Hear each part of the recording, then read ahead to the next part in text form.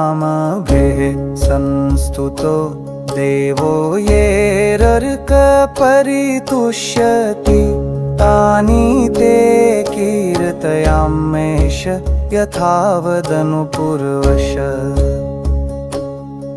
नमः सूर्याय नित्याय रवये कार्यभानवे भास्कराय मतंगाय मार्तण्डाय विवस्वते।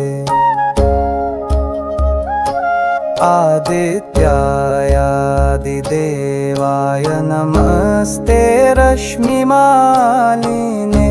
दिवाकराय दीप्ताय अग्नये मिहिराय च। प्रभाकराय मित्राय नमस्ते दितिसंभव नमो गोपतये नित्यं दिशांच पतये नमः। नमो धात्रे विधात्रे च अरम्ने वरुणाय च पूष्णे भगाय मित्राय पर्जन्याय शुवे नमः। नमो हितकृते नित्यं धर्माय तपनाय च हरये हरिताश्वाय विश्वस्य पतये नमः। विष्णवे ब्रह्मणे नित्यं त्र्यम्बाय तथात्मने नमस्ते। सप्तलोकेश नमस्ते सप्त सप्तये।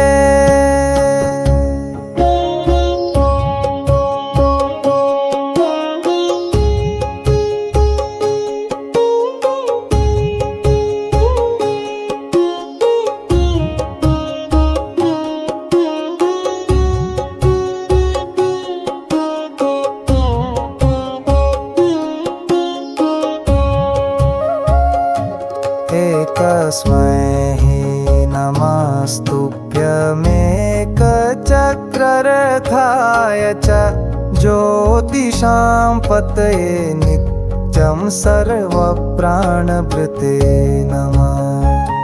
हिताय सर्वभूतानां शिवायार्तिहेराय च नमः। पद्मप्रबोधाय नमो वेदादिमूर्तये। काधिजाय नमस्तुभ्यं नमस्तारासुताय च भीमजाय नमस्तुभ्यं पावकाय च वै नमः। धिषणाय नमो नित्यं नमः। कृष्णाय नित्यदा नमोऽस्त्वदितिपुत्राय नमो लक्ष्याय नित्यशः। एतान्यादित्यनामानि मया प्रोक्तानि वै पुरा आराधनाय देवस्य सर्वकामेन सुहृत्।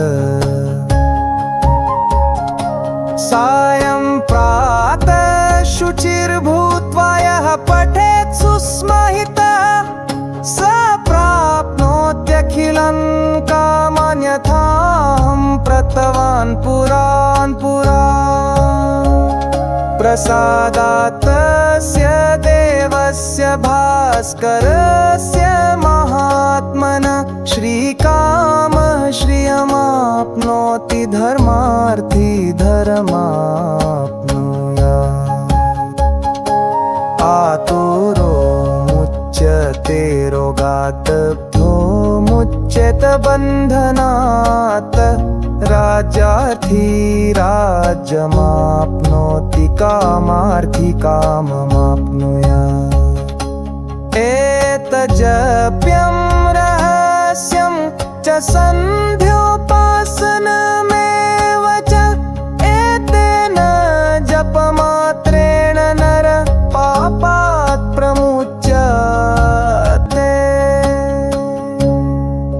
इति श्रीभविष्यपुराणे ब्रह्मे पर्वणि एकसप्तति तमाध्यायान्तर्गतं ब्रह्मप्रोक्त सूर्यनाम वर्णनं समाप्तम्।